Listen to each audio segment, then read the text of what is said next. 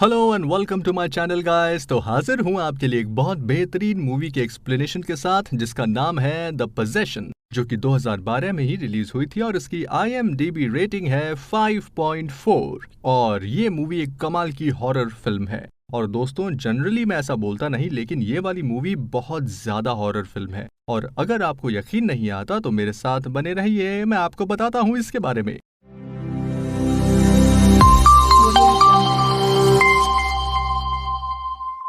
तो मूवी की शुरुआत होती है और हम एक घर को देखते हैं। उसमें एक लेडी को देखते हैं जो कि एक बॉक्स को बहुत गौर से देख रही होती है।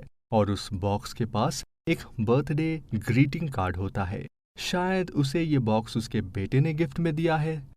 उसके बेटे ने इस बॉक्स को एक ऑक्शन से खरीदा था और उस बॉक्स पे अजीब सी लैंग्वेज में कुछ लिखा हुआ था।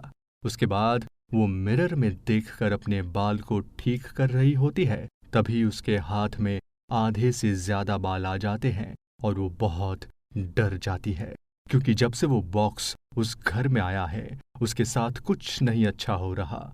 और अब वो डिसाइड करती है कि उस बॉक्स को हैमर से तोड़ेगी। तो जैसे ही वो ये करती है, लेकिन अचानक से वो खुद पीछे फेंकी जाती है और दीवार से टकराने लगती है। ऐसा लगता है कि कोई उसे उठा उठा कर पटक रहा है। और उतने में ही उसका बेटा घर के बाहर रहता है और उसे लगता है कि कुछ आवाज आ रही है। तो वो दरवाजा खोलकर अंदर जाता है और उसकी माँ उसे वहां बहुत घायल और बेहोश मिलती है। अब हम मूवी को शिफ्ट होते हुए देखते हैं और अब हम क्लाइड और स्टेफनी को देखते हैं, जिनका कुछ ही दिन पहले ही डिवोर्स हुआ है, लेकिन अब उसकी वाइफ ब्रीट नाम के आदमी को डेट कर रही थी। लेकिन क्लाइड को दो बेटी थी जिनका नाम एमी और हैना था, और इन दोनों की कस्टडी स्टीफनी के पास ही थी। इसलिए क्लाइड को हर वीकेंड पे अपने बच्चे को मिलने का मन करता, तो वो अपनी बच्चियों को अपने कार में घुमाने ले जाता था और इससे उसे बहुत खुशी मिलती थी। एक दिन जब वो अपने कार में घूम रहे थे तो आगे किसी घर के सामान की नीलामी हो रही थी। तो ये लोग अपनी कार को साइड करके उन सामानों को खरीदने का सोचते हैं। और ये लोग सारे सामान में कुछ यूनिक ढूंढ रहे थे जो ये खरीद सके। और तभी एमी की नजर उसी मिस्टीरियस बॉक्स पर पड़ी और उसे वो बहुत पसंद आ जाता है और अपने डैड से कहती है कि मुझे वो लेना है। असल में ये सारे सामान को उसी लेडी का बेटा बेच रहा होता है और क्लाइड उसे खरीद लेता है। और एमी वहां से जाने लगती है। तभी वो उस घर के विंडो में देखती है तो उसे वही लेडी दिखती है और उसे नो नो करके चिल्लाती है। एमी ये देखकर बहुत डर जाती है और अपने डैड को बोलती है कि यहाँ से जल्दी चलो। और वो लोग उस बॉक्स के साथ वहां से चले जाते हैं। जब ये लोग घर आते हैं तो वो उस बॉक्स को एमी और क्लाइड बहुत खोलने की कोशिश करते हैं, लेकिन वो बॉक्स नहीं खुलती। तो ये लोग छोड़ देते हैं। लेकिन उसी रात एमी जब सो रही होती है तब उसकी नींद खुल जाती है, क्योंकि उस बॉक्स से कुछ आवाज आ रही होती है। तब वो उस बॉक्स को चेक करने लगती है और खोलने की कोशिश करती है, जिसके बाद वो बॉक्स अचानक से खुल जाता है और उसे अंदर में बहुत अजीब चीजें देखने को मिलती है, जैसे एक एनिमल फिगर, एक रिंग और एक दांत। और उसमें से वो उस रिंग को पहन लेती है और उस बॉक्स को गले से लगाकर ही सो जाती है। अब हम देखते हैं कि जब से एमी ने उस रिंग को पहना है वो कुछ अलग सा बिहेव करने लगती है और अकेले रहने लगती है और अपना ज्यादा वक्त उस बॉक्स के साथ ही गुजारने लगती है। वो बॉक्स के साथ रहती है। अगले दिन एमी ब्रेकफास्ट के दौरान अजीब तरह से खाती है तो क्लाइड उसे समझाने लगता है, तो वो अपने फॉक्स को क्लाइड के हाथ में घुसा देती है। और इसके बाद उसे अचानक से होश आ जाता है और वो बहुत रोने लगती है और सोचने लगती है कि आखिर मेरे साथ ये सब कैसे हो रहा है। यहाँ क्लाइड भी बहुत परेशान था इन सब को लेकर। अगली सुबह हैना जब ब्रश कर रही होती है तब वहाँ बहुत सारे इंसेक्ट उड़ने लगते हैं और ये सब एमी के रूम से आ रहे होते हैं। क्लाइड जब एमी के रूम में जाता है तो देखता है कि एमी उस बॉक्स के साथ बैठी है और उसमें से बहुत सारे इंसेक्ट निकल रहे हैं। क्लाइड एमी को जल्दी से लेकर वहां से निकलता है और पेस्ट कंट्रोल को बुलवाता है। अब वीकेंड भी खत्म हो गया था और एमी और हैना वापस अपनी मम्मी के पास चली जाती है, लेकिन क्लाइड को उसका बिहेवियर सही नहीं लगता है और एमी क्लाइड को बार बार फोन करके उस बॉक्स के बारे में पूछती है। तो क्लाइड सोचता है कि हो ना हो उस बॉक्स में ही कुछ ऐसा है जिसकी वजह से मेरी बेटी का ये हाल है। अब हम एमी को स्कूल में देखते हैं जहां वो अपने स्कूल में होती है और एक लड़का बिना पूछे उसका बैग चेक करने लगता है जिसमें वो बॉक्स भी होता है। और ये देखकर एमी बहुत गुस्सा हो जाती है और उस लड़के को बहुत मारने लगती है। जिसके बाद प्रिंसिपल उसके पेरेंट्स को बुलाते हैं और उसकी कंप्लेन करने लगते हैं और बताते हैं कि आजकल एमी बहुत अकेले रहने लगी है और किसी से बात नहीं करती है, और उनसे पूछती है कि कहीं आपके डिवोर्स की वजह से एमी पे इफेक्ट तो नहीं पड़ रहा है, और वो लोग वहां से चले जाते हैं। लेकिन वो बॉक्स प्रिंसिपल अपने पास ही रख लेती है और जब रात में अपने ऑफिस जाती है तो उसे वो बॉक्स को खोलने का मन करता है, तो वो खोलने लगती है। लेकिन उसके साथ भी वैसा ही होता है जैसा मूवी के स्टार्टिंग में उस लेडी के साथ हुआ था। लेकिन प्रिंसिपल को बचाने वाला कोई नहीं था, तो उसकी डेथ हो जाती है उसी टाइम पे। अगले दिन ऐसा होने की वजह से एमी का स्कूल बंद होता है और वो इस बात से ज़रा भी इफेक्टेड नहीं थी कि उसकी प्रिंसिपल का डेथ हो गया है। ये देखकर क्लाइड को और टेंशन होने लगता है और क्लाइड को बार बार एमी यही कहती है कि आप मेरा वो बॉक्स ऑफिस से कब वापस लाओगे, और वो क्लाइड को ये भी बताती है कि उस बॉक्स में मेरी एक दोस्त रहती है जो बस मुझसे ही बात करती है और मुझे ही देखती है। ये सुनने के बाद क्लाइड को बहुत गुस्सा आता है और रात को अपने घर से बहुत दूर जाकर उस बॉक्स को फेंक देता है।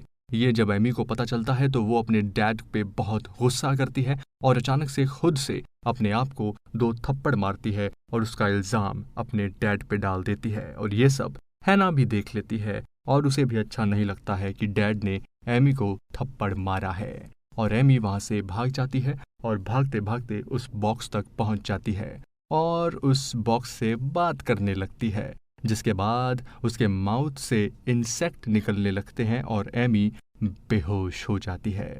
और क्लाइड उसे उठाने लगता है, लेकिन तभी वहां स्टेफनी पुलिस को लेकर पहुंच जाती है क्योंकि हैना ने उसे कॉल करके सब कुछ बता दिया था। अगले दिन कोर्ट का फैसला आता है कि अब बच्चे क्लाइड के पास नहीं रहेंगे और ना ही उससे मिलेंगे भी। अब क्लाइड उस बॉक्स को लेकर अपने एक प्रोफेसर के पास जाता है क्योंकि उन्हें इन सब चीजों की नॉलेज होती है और वो उसे देखकर बताते हैं कि ये द बक बॉक्स है जो कि एक जूइश कम्युनिटी से आया है और वो लोग इस बॉक्स में ईविल को कैद करते थे। ये सुनकर अब क्लाइड को सब कुछ धीरे धीरे समझ आने लगता है और वो बाइबल लेकर एमी के पास जाता है और पढ़ने लगता है। लेकिन स्टेफनी वहां आ जाती है और उसे भगा देती है। तब क्लाइड ब्रुकलिन जाता है और वह एक जूइश कम्युनिटी के एक बंदे से मिलता है और वो बंदा अपने फादर के पास उसे लेकर जाता है जहां और भी प्रीस्ट रहते हैं और वो सब जैसे ही द बक बॉक्स को देखते हैं वो लोग पीछे हट जाते हैं। तब उसका हेड वहां पहुंचता है कि इस बॉक्स को पहली बार किसने ओपन किया था। तो क्लाइड बताता है कि मेरी बेटी एमी ने। तो वो बोलते हैं कि उसको एक प्योर सोल चाहिए था जो कि उसको मिल गया है और उससे पीछा छुड़ाने का एक ही तरीका है, उसके रियल नाम से उसे कमांड करते हुए उससे बॉक्स में डालना है और वापस से बॉक्स को बंद कर देना है। लेकिन क्लाइड तो जानता ही नहीं था कि उसका असली नाम है क्या, इसलिए क्लाइड प्रीस्ट से मदद मांगता है लेकिन कोई भी तैयार नहीं होता है और वो वहां से मायूस होकर जाने लगता है कि तभी जेडॉक जो कि क्लाइड को पहले मिला था वही उसकी मदद करने को तैयार हो जाता है और वो भी अब एमी को देखना चाहता है।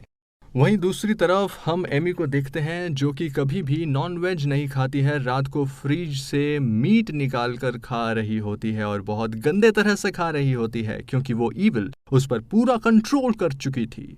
ये देखकर स्टीफनी बहुत डर जाती है और अब वो अपने बॉयफ्रेंड ब्रीट को ये सब बताती है, जिसके बाद वो बोलता है कि कल हम उसे एक साइकियाट्रिस्ट के पास ले जाएंगे। लेकिन ये बात एमी को पसंद नहीं थी। अगले दिन जब वो आता है तो एमी उसे बहुत अजीब तरीके से देखने लगती है और ब्रीट के दांत गिरने लगते हैं और वो डर कर वहां से चला जाता है और एमी के माउथ से इंसेक्ट निकलने लगते हैं और वो बेहोश हो जाती है। ये सब स्टेफनी देख लेती है और उसे हॉस्पिटल लेकर चली जाती है। वहां जेडॉक उस बॉक्स को ओपन करता है और उसके सामने मिरर रहता है तो उस मिरर को तोड़ देता है, जिसके बाद उसे एक नाम लिखा हुआ था, एबिज्म। अब क्लाइड जेडॉक के साथ हॉस्पिटल पहुंचता है और स्टेफनी को बताता है और उसे भी इस पर यकीन होने लगता है और वो लोग बेहोश एमी को एक थेरेपी रूम में ले जाते हैं क्योंकि उस ईविल को कैद करना था। क्योंकि उनके पास अब ज्यादा टाइम नहीं था तो जेडॉक अब अपना एग्जॉर्शन शुरू कर देता है। बॉक्स खोलने के बाद जेडॉक रिचुअल्स स्टार्ट कर देता है और कुछ पढ़ने लगता है और एमी को बहुत तकलीफ होने लगती है और वो ईविल असली रूप में आ जाती है और सब पे हमला कर देती है। और वहां से भागकर मुर्दा घर में भाग जाती है। उसका पीछा करते हुए क्लाइड भी वहीं पहुंच जाता है और वो उस पर हमला कर देती है। और यहाँ कुछ अजीब होता है, वो ईविल अब एमी के बॉडी को छोड़ देती है और क्लाइड के बॉडी में घुस जाती है, क्योंकि क्लाइड उस बॉक्स को देखकर बार बार बोलता था कि मेरी बेटी को छोड़ दो और मुझे अपना शिकार बना लो। अब क्लाइड एमी को लेकर वापस से उसी थेरेपी रूम में आता है और सबको ऐसा लगता है कि एमी अब ठीक हो गई है और वो ईविल भी चली गई है। लेकिन जैडो को ये मालूम था कि वो ईविल अभी भी यही है, बस उसने बॉडी चेंज किया है। इसीलिए जेडॉक जोर जोर से उस ईविल का नाम चिल्लाने लगता है और उसे कमांड करने की कोशिश करता है। और अब वो ईविल क्लाइड के माउथ से निकलती है और धीरे धीरे उस बॉक्स में जाने लगती है। और जैसे ही वो बॉक्स में जाती है, जेडॉक उस बॉक्स को बंद कर देता है और हम देखते हैं कि क्लाइड, स्टेफनी, एमी और हैना साथ मिलके खाना खा रहे हैं और वो सब अब बहुत खुश थे। और अब हम दूसरी तरफ जेडॉक को देखते हैं, जो कि अपने कार से उस बॉक्स को लेकर जा रहा होता है, लेकिन तभी उसका एक्सीडेंट हो जाता है और उसकी ऑन द स्पॉट डेथ हो जाती है और वो बॉक्स रोड के साइड में फेंका जाता है और उस बॉक्स को देखते हुए मूवी वहीं पर ख़त्म हो जाती है। तो दोस्तों, इस मूवी में हमें एक ईविल के बारे में तो देखने को मिला ही, लेकिन बाप और बेटी के अनोखे प्यार को भी देखने को मिला कि एक बाप कैसे अपनी बेटी के लिए सबसे लड़ जाता है। आई होप आपको मेरी ये एक्सप्लेनेशन पसंद आई होगी। तो जाने से पहले चैनल को ज़रूर सब्सक्राइब कर लीजिए और बेल आइकन को ज़रूर दबाइए ताकि आपसे हमारा कोई भी वीडियो मिस ना हो जाए। मैं एक और मूवी एक्सप्लेनेशन के साथ हाजिर होऊंगा। तब तक मुझे दीजिए इजाज़त। नमस्कार, बाय बाय, टेक केयर।